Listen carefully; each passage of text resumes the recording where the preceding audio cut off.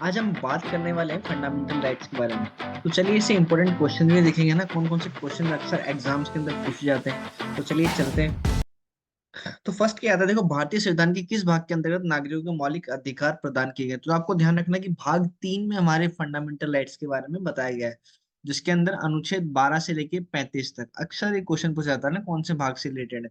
संविधान द्वारा मौलिक अधिकार को लागू करने की शक्ति किसे प्रदान की गई। तो हमेशा हमें ध्यान रखना है कि मौलिक अधिकार लागू करने की कैपेबिलिटी किसके पास है, सर्वोच्च न्यायालय और सर्वोच्च न्यायालय और उच्च न्यायालय के पास ना, सुप्रीम कोर्ट और हाई कोर्ट के पास। ठीक है।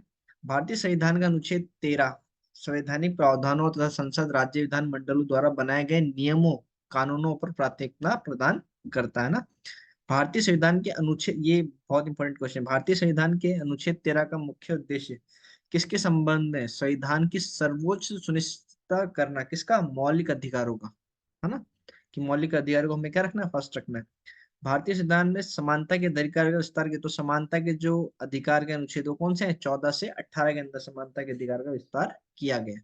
ठीक है। तो चलिए आगे बढ़ते हैं। भारतीय संविधान का कौन सा अनुच्छेद विधि के समक्ष समता के अधिकार, मतलब राइट टू इक्वलिटी से संबंधित। तो राइट टू इक्वलिटी की कौन से बात करता है, अनुच्छेद 14। ठीक है, याद रहेगा।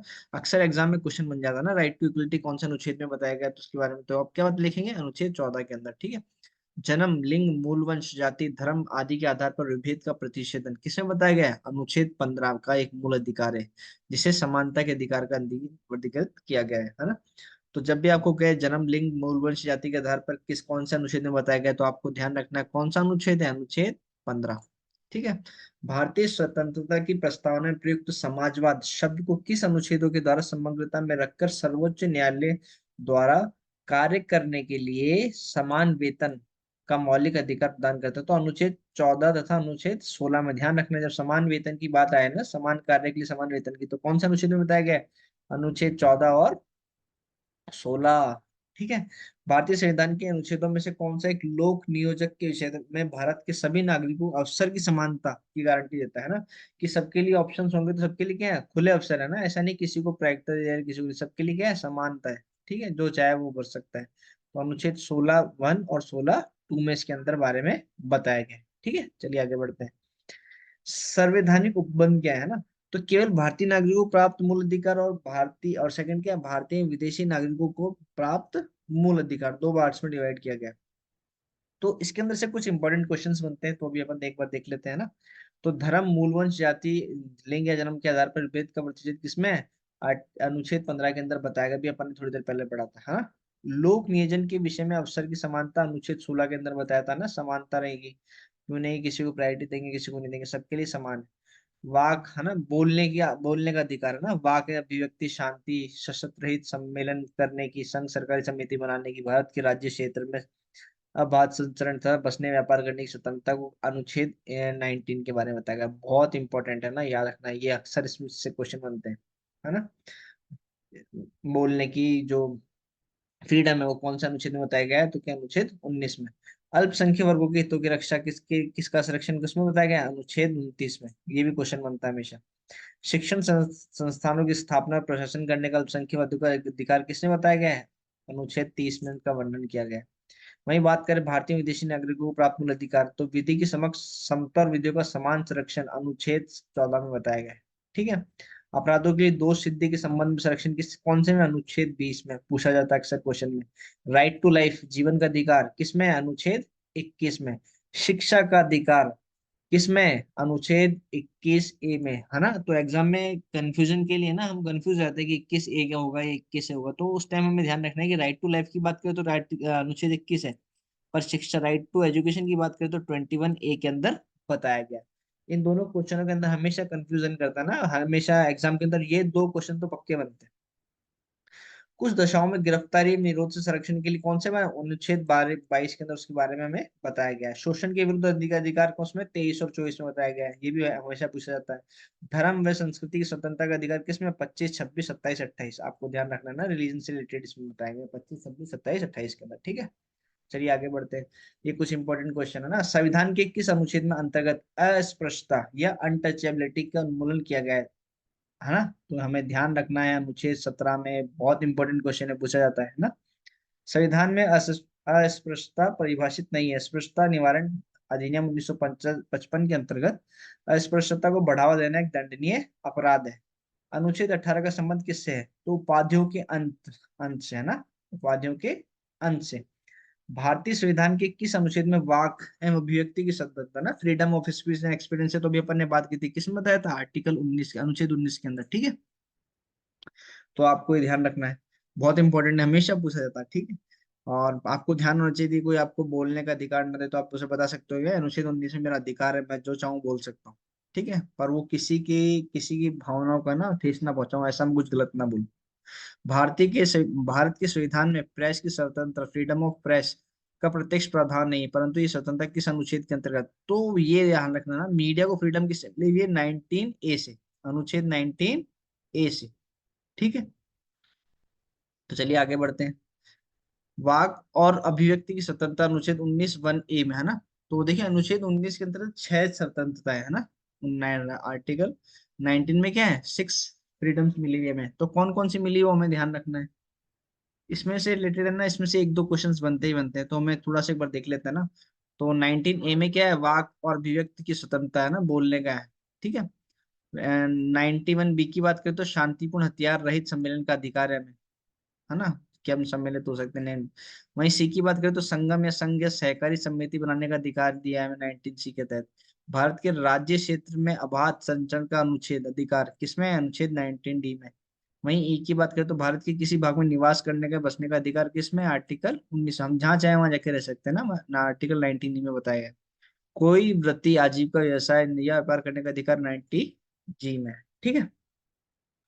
भारतीय संविधान के किस अनुच्छेद के अंतर्गत ये प्रावधान किया गया कि किसी अपराधी के अभिव्यक्ति को स्वयं अपने विरुद्ध गवाह बनाने के लिए बाध्य नहीं किया जा सकता? तो 20C के अंदर बारे से बताया गया है ना। अक्सर में आपको ये ऐसा क्वेश्चन आते नहीं, तो ये वाला क्वेश्चन आता नहीं वैसे, कोई देखा नहीं मैंने, पर चलिए पढ़ लेते हैं, कोई ना। संविधान का कौन सा अनुच्छेद दोष सिद्धि के संबंध में अभियुक्त को दोहरे दंड व स्वयं अभिशासन से संरक्षण प्रदान करता है? तो अनुच्छेद 20, ठीक है। आगे बढ़ते हैं। भारतीय संविधान का कौन सा अनुच्छेद व्यक्ति को विदेश यात्रा के अधिकार को संरक्षण करता है? तो ध्यान रखना हमें, किससे? अनुच्छेद 21। मौलिक अधिकार के अंतर्गत कौन सा अनुच्छेद बच्चों के शोषण के विरुद्ध प्रावधान से संबंधित? तो वो ध्यान रखना है, 24 के अंदर बताया गया है, ठीक है। भारतीय संविधान के अनुच्छेद 25 में प्रयुक्त हिंदू शब्द किस किस के लिए? बौद्ध, जैन और सिख धर्म सम्मिलित है। हिंदू किसके लिए बताया गया? बौद्ध, जैन और सिख भी उसके अंदर क्या है? सम्मिलित है। भारतीय संविधान के अनुच्छेद 32 के अंतर्गत कौन से अधिकार परिवर्तित किए जा सकते हैं? तो कौन से? 32 के तहत क्या कर सकते हैं? मौलिक अधिकार में परिवर्तन कर सकते हैं, ठीक है। मौलिक अधिकारों का संरक्षण कौन है? तो जुडिशरी, न्यायपालिका का काम है कि हमारे मौलिक अधिकारों को उसको कंजर्व करके रखना, ध्यान रखना उनका ना, कुछ से हम कोई हमारा इनका अधिकारों का हनन ना करे। भारतीय संविधान का अनुच्छेद 31 अल्पसंख्यकों को अपनी रुचि के शिक्षण संस्थापना और स्थापना संचालित करने, स्थापित या संचालित करने के लिए अधिकार का संरक्षण प्रदान करता है ना। तो वो चाहे तो अपना मंदिर मस्जिद वगैरह जो बनाना चाहे बना सकते हैं ना।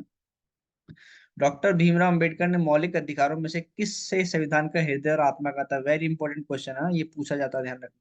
किसे कहा था? अनुच्छेद 32 को, ठीक है। क्या बताया था? संविधान का हृदय एवं आत्मा कहा था, ठीक है। आई होप आपको याद रहेगा। तो चलिए आगे चलते हैं। व्यक्तिगत स्वतंत्रता, है ना, पर्सनल फ्रीडम के अधिकार में कौन सी याचिका, रिट दायर की जा सकती है? तो ये क्वेश्चन हमेशा बनता है ना, बंदी प्रत्यक्षीकरण, हबीस कॉर्पस बोलते हैं इसे, ठीक है। कि पर्सनल फ्रीडम के अधिकार में कौन सी याचिका लगा सकते हैं, कौन सी रिट दायर कर सकते हैं? बंदी प्रत्यक्षीकरण। संसद को मौलिक अधिकार में संशोधन का अधिकार किस किस वाद के निर्णय में आधार पर प्राप्त हो? तो मौलिक अधिकारों में संशोधन संशोधन का अधिकार किसके किस निर्णय के आधार पर हुआ था? केशवानंद भारती बनाम केरलवाद के अकॉर्डिंग, ठीक है। कि मौलिक अधिकार में क्या कर सकते हैं? हम चेंजेस कर सकते हैं, संशोधन कर सकते हैं। संपत्ति के मौलिक अधिकार को किस संविधान संशोधन के द्वारा मौलिक अधिकार की श्रेणी में से हटाकर केवल वैधानिक अधिकार बताया था? तो किसको करते रहता है? 44वें संशोधन, है ना, 1978 में। पहले क्या था? जो भी आपकी प्रॉपर्टीज वगैरह है वो आपका मौलिक अधिकार थी, जमीन जायदाद, लेकिन फिर इसे क्या किया गया? इसे हटा दिया गया 1978 में 44वें संशोधन के द्वारा, है ना।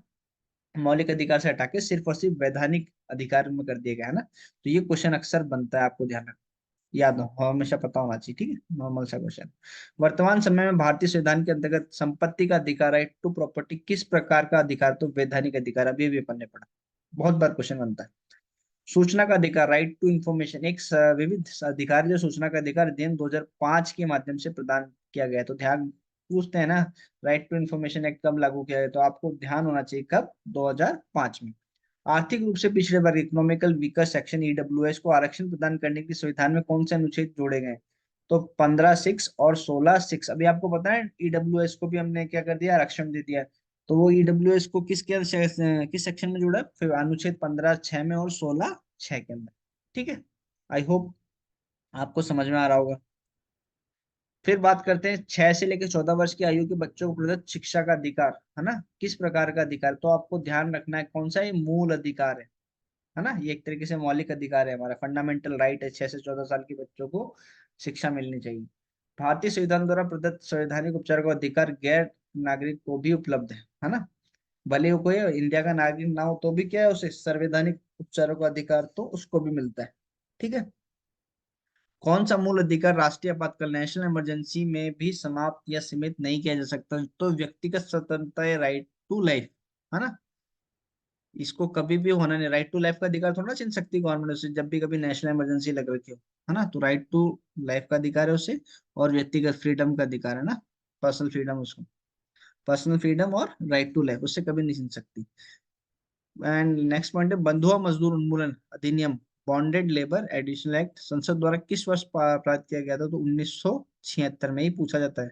ठीक है, बंधुआ मजदूर उन्मूलन अधिनियम, बॉन्डेड लेबर एबोलिशन एक्ट, संसद में किस वर्ष? 1976 के अंदर पारित किया गया। अब ये आपको ध्यान रखना है कि ऐसे क्वेश्चन बनते हैं, लेकिन हमें याद होना चाहिए समानता का अधिकार कहाँ से? 14 से 18 के अंदर बताया गया। स्वतंत्रता का कहाँ से? 19 से 22 से, है ना। शोषण के विरुद्ध 23-24 में बताया गया। धर्म के विरुद्ध, धर्म की स्वतंत्रता का अधिकार 25 से 28 के अंदर बताया गया। संस्कृति और शिक्षा संबंधी अधिकार, है ना, किसमें बताया गया? 29 और 30 में। संवैधानिक उपचार का अधिकार किसमें बताया गया? 32 के अंदर। ठीक है, तो मुझे लगता है आपको सब चीज समझ में आएगी। यदि नहीं आया तो आप क्या कुछ कमेंट कर सकते हो, बता सकते हैं ना, ताकि हम उसके ऊपर और डिस्कशन कर सकते हैं। ठीक है, मिलते हैं।